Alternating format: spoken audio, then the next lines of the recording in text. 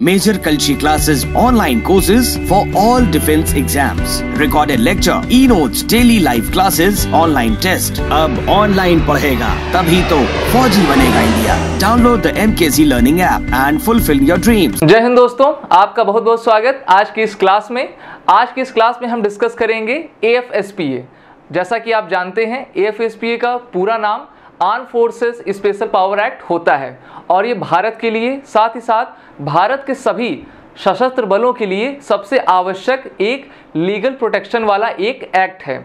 आप एक defence aspirant हैं और आपके लिए जानना बहुत ही ज़रूरी हो जाता है कि AFSPA है क्या और AFSPA भारत में कब आया, इसकी स्थापना कब हुई, साथ ही साथ कि AFSPA भारत में कब से लागू हुआ, AFSPA है क्या और AFSPA किस प्रकार से भारतीय सशस्त्र बलों को एक लीगल एड प्रोवाइड करता है. सबसे पहले आज हम देखेंगे कि AFSPA की शुरुआत कहाँ से हुई है. अगर हम AFSPA की हिस्ट्री में जाएं तो हमको ये पता चलेगा कि arm forces special power act का उदय सबसे पहली बार 1942 में हुआ था. सन 1942 में सबसे पहली बार ब्रिटिश सरकार के द्वारा इस फोर्स को लाया गया था. और क्यों लाया गया था, जैसा कि आप जानते हैं 1942 में क्विट इंडिया मूवमेंट अर्थात भारत छोड़ो आंदोलन किया गया था गांधी जी के द्वारा, जिसमें ब्रिटिश सरकार को भारत से निकालने की योजना बनाई गई थी. और यह आंदोलन पूरे भारत में फैल गया था और भारतवासी पुरजोर कोशिश कर रहे थे कि किसी भी तरीके से ब्रिटिश भारत को छोड़ें. तो इस लिहाज से ब्रिटिश सरकार ने देखा कि अब स्थिति हमारे नियंत्रण में नहीं है, तो सबसे पहले arm forces special power act को 1942 में 1942 में लाया गया था ब्रिटिश सरकार के द्वारा. यहाँ पर आप देख रहे हैं the arm forces special power ordinance of 1942 was promulgated by the British on 15 August 1942. तो यहाँ से आपने ये महत्वपूर्ण तारीख जानी कि 15 अगस्त 1942 को ब्रिटिश सरकार के द्वारा सबसे पहले arm forces special power ordinance लाया गया था क्विट इंडिया मूवमेंट को सरपास करने के लिए. और हम ये देखेंगे भारत सरकार के द्वारा 1947 के बाद से arm forces special power act सबसे पहले किस राज्य में लाया गया. जैसा कि आप जानते हैं 1947 के बाद से भारत का विभाजन दो भागों में हुआ था. पहला वेस्टर्न पाकिस्तान, दूसरा ईस्टर्न पाकिस्तान. उस समय का ईस्टर्न पाकिस्तान इस समय आपके बांग्लादेश के नाम से जाना जाता है. और भारत में बहुत सारे प्रिंसली स्टेट्स थे जो यह नहीं चाहते थे कि वो उनका विलय भारत में हो. वैसे ही एक राज्य था आपका नागालैंड. नागालैंड में जो इंसर्जेंसी हो रही है वो NSCN के द्वारा हो रही है और उस इंसर्जेंसी को रोकने के लिए भारत सरकार ने 1958 में सबसे पहले आपका arm forces special power act Assam and Manipur के लिए लाया. उस समय का नागालैंड आपके असम और मणिपुर का भाग था. तो सबसे पहले भारत में जो आपका arm forces special power act आया था वो सबसे पहले आपका असम और मणिपुर में आया था. और इसको किस लिए लाया गया था, इंसर्जेंसी को रोकने के लिए. कहाँ पर, नॉर्थ ईस्ट में. नॉर्थ ईस्ट के इलाके में इंसर्जेंसी की घटनाएं बहुत तेज़ी से हो रही थी और वहाँ के जो राज्य थे खासकर नागा ट्राइब्स वह ये डिमांड कर रहे थे कि उनका विलय भारत में ना हो. इसलिए भारत सरकार ने सितंबर 11, 1958 में संसद के द्वारा पास करके arm forces special power act को लागू किया और भारत में पहला राज्य असम एंड मणिपुर बना जहां पर AFSPA को लागू किया गया था. यहां से अगर हम देखें तो सबसे पहले arm forces special power act आपका arm forces special power act Assam and Manipur. उस समय का नागालैंड आपका असम एंड मणिपुर का भाग था जिसको 1958 में लाया गया था. फिर 1 दिसंबर 1963 को ऑन 1 दिसंबर 1963 नागालैंड को एक राज्य बनाया गया था असम एंड मणिपुर से अलग करवा के. उसके बाद से 3 बार arm forces special power act को भारत में लागू किया गया. और कब कब किया गया, पहला आपने देख लिया 1958 में सबसे पहली बार. दूसरा 1983 में कहां पर ये लाया गया था, पंजाब और चंडीगढ़ के लिए. पंजाब और चंडीगढ़ के लिए लाने की क्या आवश्यकता पड़ी, जैसा कि आप जानते हैं 1980 के दशक से ही खालिस्तानी मूवमेंट भारत में चरम पे था। खालिस्तानी मूवमेंट क्या था? पाकिस्तान की मदद से कुछ संगठन ये डिमांड कर रहे थे कि वह पंजाब प्रांत से कुछ हिस्सा अलग करेंगे और उसको खालिस्तान बनाएंगे। तो इसके लिए पाकिस्तान के द्वारा उनको समर्थन किया जा रहा था। इसके कारण से दूसरी बार arm forces special power act पूरे पंजाब, साथ ही साथ पूरे चंडीगढ़, चंडीगढ़ क्या है आपकी? यूटी है, अर्थात यूनियन टेरिटरी है, वहां पर इस एक्ट को लागू किया गया था 1983 में।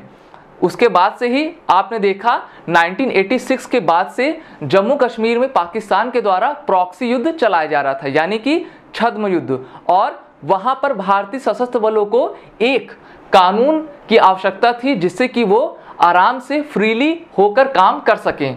तो जम्मू कश्मीर में सन 1990 में arm forces special power act लाया गया। जम्मू कश्मीर का एक्ट उसे कहा गया, यानी कि arm forces Jammu and Kashmir special power act 1990। तो यहां से आपने जान लिया 3 बार भारत में आपका arm forces special power act को लागू किया गया है।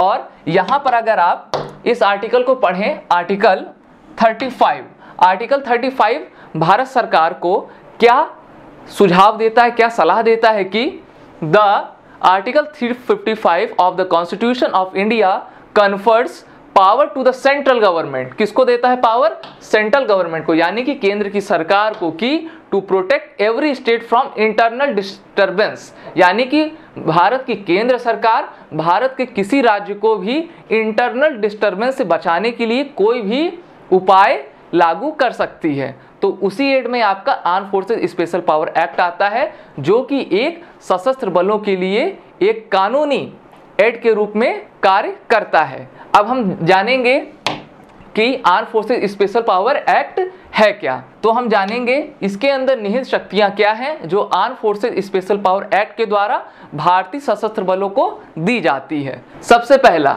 The act came into force in the contest of increasing violence in the north eastern state. जैसा आप जानते हैं भारत में जो उत्तरी पूर्वी राज्य हैं वहां पर वायलेंस की घटनाएं चरम पे थी, तो उनको सरप्रेस करने के लिए स्पेशल पावर एक्ट को लागू किया गया था। और सबसे पहली बार कहां लागू किया गया था? आसाम एंड मणिपुर में। किस ईयर में? 1958 में। इसमें प्रावधान क्या दिया जाता है? AFSPA gives armed forces the power to maintain public order in disturbed area। इसको नोट करिए, डिस्टर्ब एरिया को अभी मैं डिस्कस करूंगा कि डिस्टर्ब एरिया क्या होते हैं। यानी कि AFSPA को वहां पर लागू किया जाएगा जिन एरियाज को डिस्टर्ब एरिया भारत की सरकार के द्वारा घोषित किया गया है। दे हैव द अथॉरिटी, यानी कि भारत के जो बल हैं, सशस्त्र बल हैं, उनके पास यह अधिकार होगा या अथॉरिटी होगी कि to prohibit a gathering of 5 और more person in an area.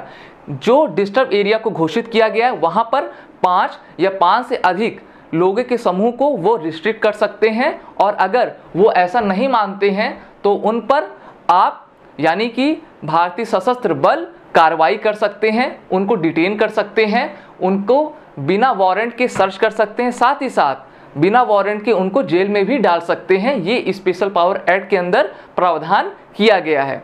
अगर भारतीय सशस्त्र बलों को यह लगता है कि कोई भी व्यक्ति संदेह के घेरे में है और वह कोई इलीगल कार्य कर सकता है तो उसको सर्च करना, डिटेन करना और अरेस्ट करना, साथ ही साथ अगर ज़रूरत पड़ती है तो उसके ऊपर फायर भी कर सकते हैं, यानी कि उसको गोली भी मार सकते हैं। ये AFSPA के अंदर प्रावधान किया गया है। अब हम देखते हैं डिस्टर्ब एरिया क्या होते हैं, यानी कि डिस्टर्ब एरिया हम किस एरियाज को मान सकते हैं। यहां पर दिया गया है a disturb area is the one which is declared by notification under section 3, यानी कि नोटिफिकेशन लाई जाएगी किस सेक्शन के अंदर? सेक्शन 3 के अंदर of the AFSPA act. AFSPA act है, उसकी ढेर सारी सेक्शंस हैं, उसके सेक्शन 3 के अंदर यह प्रावधान किया गया है कि किसी भी एरिया को आप डिस्टर्ब एरिया घोषित कर सकते हैं सेक्शन 3 के अंतर्गत AFSPA एक्ट के। It can be invoked in places where the use of arm forces in aid of civil power is necessary. किसी भी एरिया को, मान लीजिए किसी एरिया में वायलेंस हो रहा है, चाहे वो रेडिकल वायलेंस हो, कम्युनिटी वायलेंस हो, और उस एरिया को देखकर वहां का जो गवर्नर है या उपराज्यपाल है वो केंद्र सरकार को यह कह सकता है कि अब इस एरिया को हमें डिस्टर्ब एरिया घोषित करना है। कोई भी एरिया अगर डिस्टर्ब एरिया घोषित हो जाता है तो वहां पर AFSPA लागू कर दिया जाएगा। कोई एरिया किस सेक्शन के अंतर्गत आपका डिस्टर्ब एरिया घोषित हो सकता है, तो वो AFSPA का सेक्शन 3 है। यहां से आपने ये जान लिया। और once declared disturbed the region is maintained as disrupted for a period of 3 months ना, कोई भी एरिया मिनिमम 3 मंथ्स के लिए डिस्टर्ब एरिया घोषित किया जाता है और मैक्सिमम 6 मंथ के लिए उस एरिया को डिस्टर्ब एरिया घोषित कराया जा सकता है। किसी भी राज्य के मुख्यमंत्री के पास यह पावर नहीं होती है कि वह अपने राज्य के किसी क्षेत्र को या पूरे राज्य को डिस्टर्ब एरिया घोषित कर सकता है।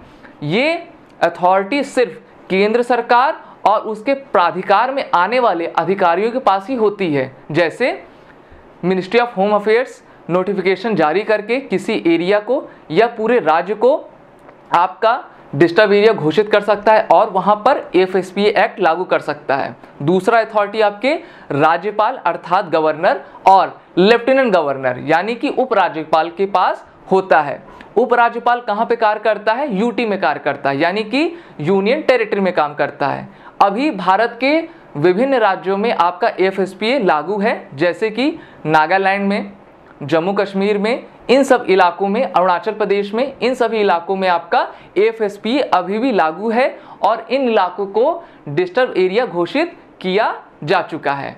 अब हम देखेंगे कि AFSPA एक्ट में आर्म फोर्सेस क्या कहती है, साथ ही साथ यहाँ पे ह्यूमन राइट का वायलेशन भी देखा गया है। और UNHRC अर्थात United nation human right council के द्वारा भी यह कहा गया है कि भारत को AFSPA पर विचार करना चाहिए और इसको हटाना भी चाहिए।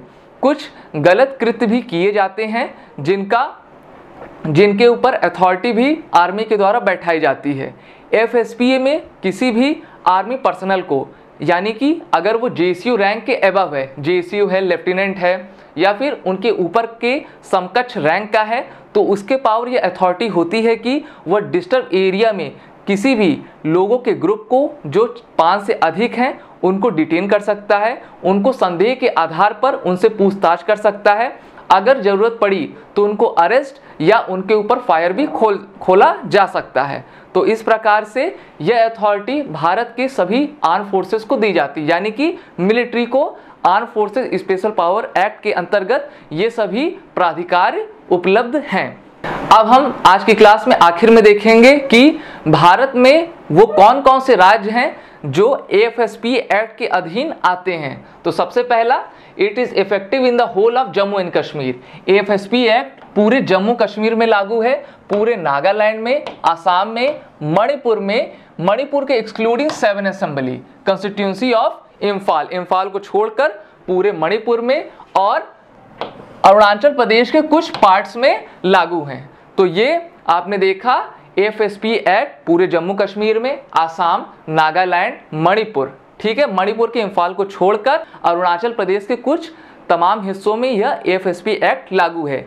AFSPA एक्ट भारतीय सशस्त्र बलों को एक लीगल प्रोटेक्शन देता है, जिससे कि उनका मोराल हमेशा हाई रहता है कि वह किसी भी कार्रवाई को बेधड़क बेझिझक कर सकते हैं।